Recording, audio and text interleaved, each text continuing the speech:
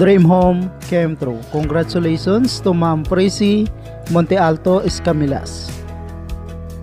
Ito po ang fruit of labor ni Ma'am bilang isang OFW sa Dubai. Hello everyone, it's me again, Randy Hero. Welcome back sa ating YouTube channel, OFW Simple House Vlog. Isang nakaka-inspire naman na story sa pagpapagawa ng bahay ang matutungayan po natin sa episode na ito. Samahan niyo po ako at panoorin po natin kung paano po ginawa ang bahay at baka ito na po ang disenyo ng bahay na gusto niyo pong gayahin at ipapagawa. Itong bahay ay mayroon po itong 3 bedrooms at saka 2 bathroom with roof deck. House floor plan, ito po ang perspective plan ng bahay. May sukat po itong 7.5 by 11 meter or katumbas na 82.5 square meter with 3 bedrooms at saka 2 bathroom with roof deck. Lot area layout, start building the house March 2022. This house is located at Sareria, Quezon, Philippines.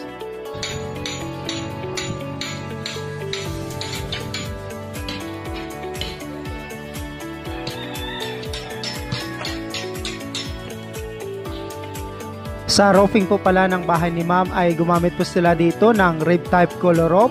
Umabot po ito ng 76,000 pesos, materials only.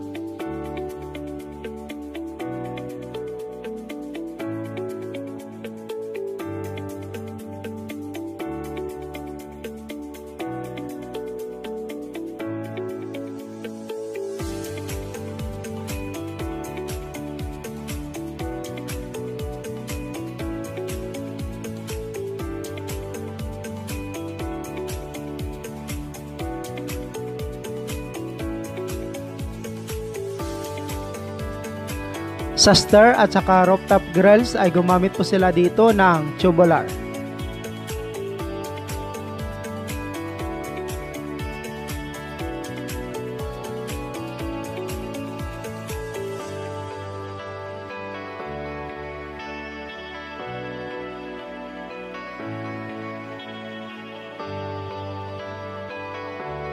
Sa sliding window naman po ng bahay ay gumastos po si Ma'am dito ng 49,000 pesos.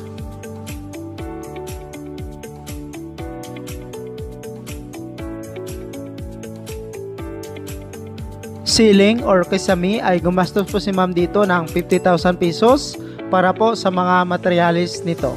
Hindi po kasali dito ang labor.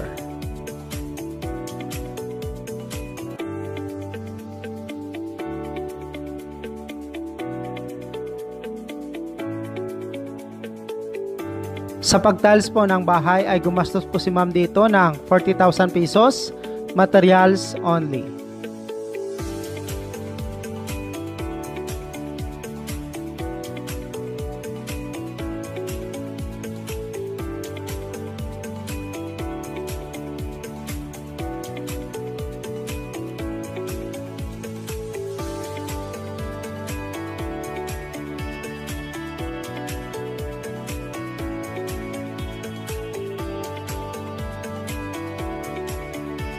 Ito po ang full house tour sa pinagawang bahay ni Ma'am. Samahan niyo po ako at panoorin po natin ang loob nito. Mayroon po itong 82.5 square meter total floor area with 3 bedrooms at saka 2 bathroom, terrace, living, dining at saka kitchen with roof deck.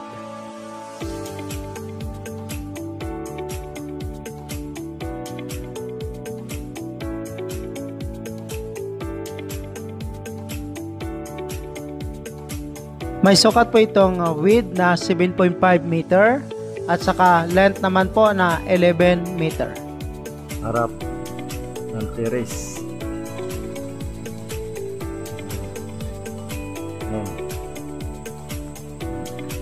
Pasok na ako sa loob. Pasok na ako sa loob. Yan ang terrace ha. O, yan, terrace. Terrace.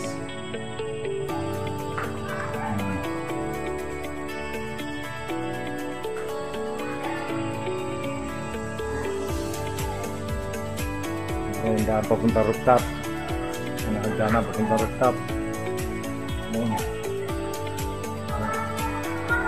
Oh, papasok na ako sa loob. Yan ang loob. Wow naman. Muna tayo mag-umpisa sa kusina. Breaker. Isamin na yan.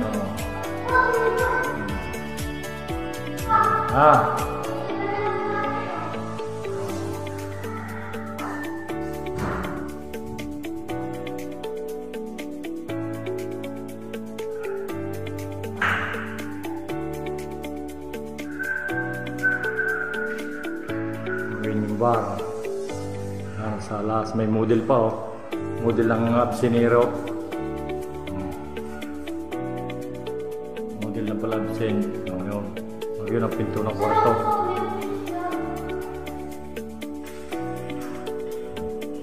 Salas.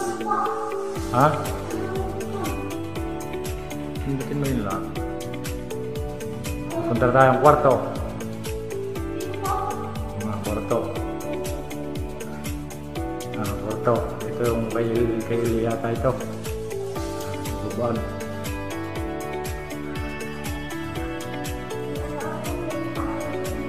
Guys na. Ang ilaw. Ang ganda naman ng ilaw. Parang buwan na kabaha. Sarado mga ito yung pinto ng banyo para makita ang panarado. Yan nakabita ng aircon kaya bukas.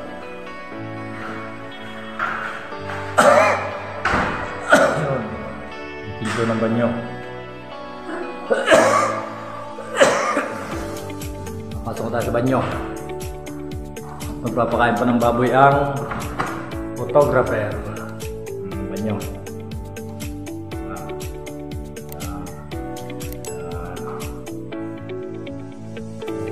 Sa loob.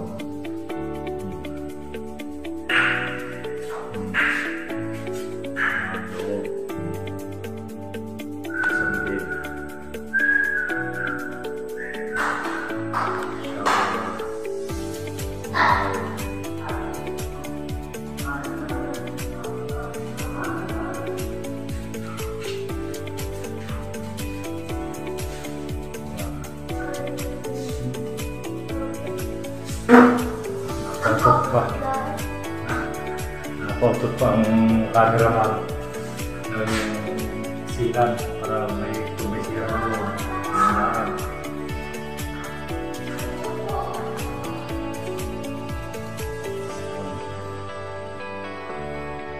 Para naman ang kay Raje, sliding daw reo. Slide, yun. Slide na. Para sa loob. Yan ang materialis ng mga printer. Ayan, kay Raje. Slide.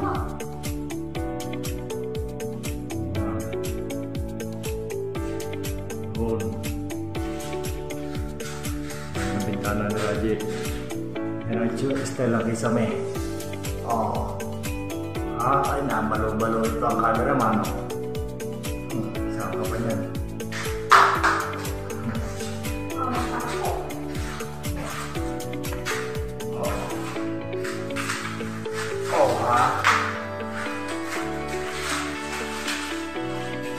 Galing San Narciso pa itong cameraman na ito. Dito naman ang kabilang kwarto. Lumabas ako din kay Raje. Dito sa kabilang rep.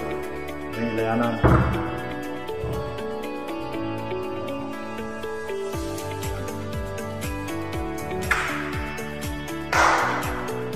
Ang kwarto. Tigin mo nga tayo ito.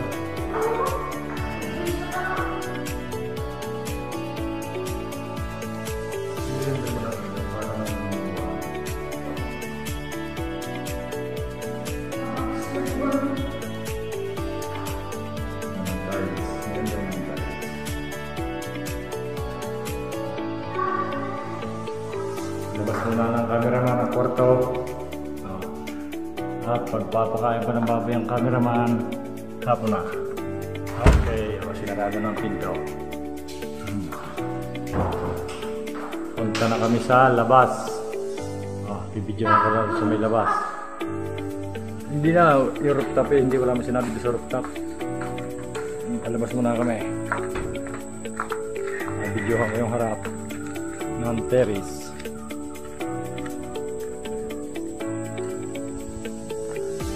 Yan, ang harap ng bahay mo. Yan. Okay na. Papakain mo ng baboy.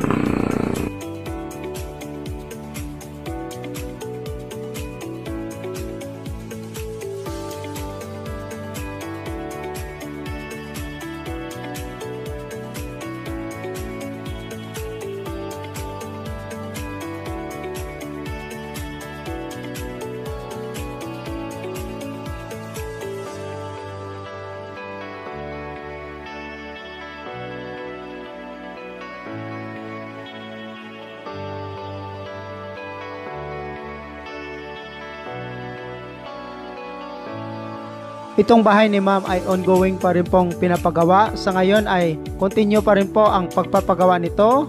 Pinipinturahan po ito labas at loob.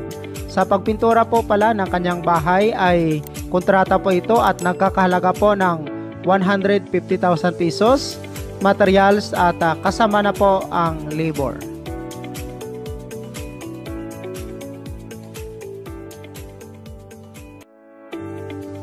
Ito po ang fruit of labor ni ma'am bilang isang beautician, manicurist sa Dubai.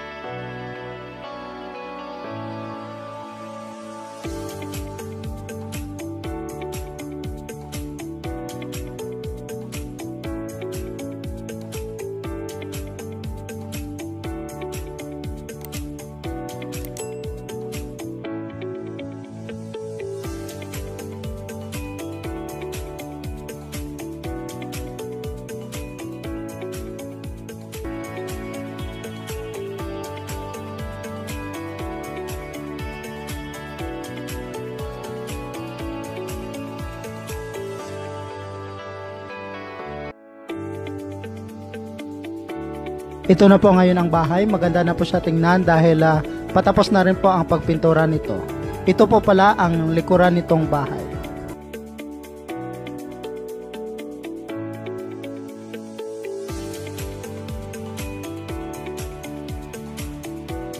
Makikita po dito na napakaganda po ng disenyo ng bahay at lalong-lalo na ay mayroon po itong roof deck.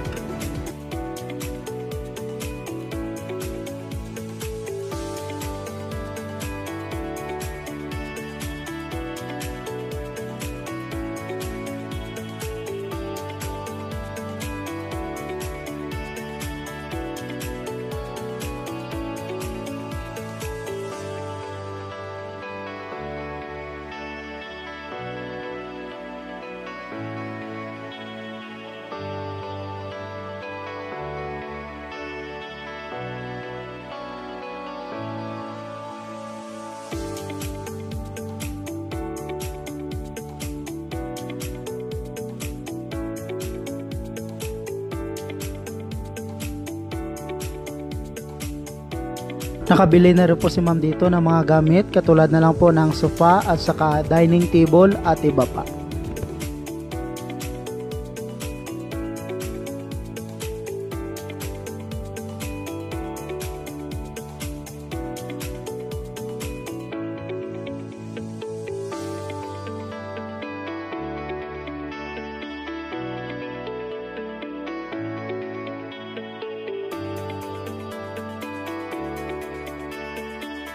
Ito na po ngayon ang bahay at ito po ang konting salo-salo ng kanyang mga kapamilya.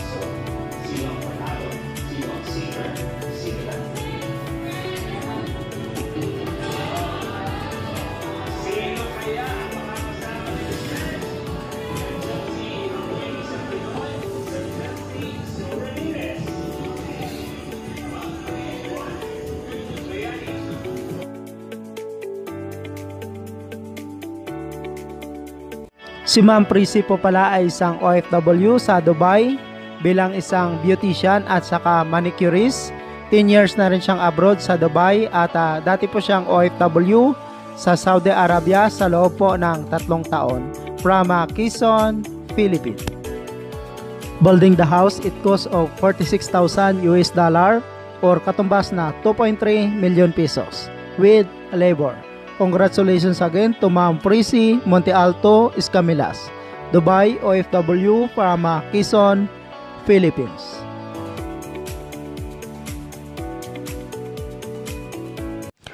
Thank you so much mga ka-OFW.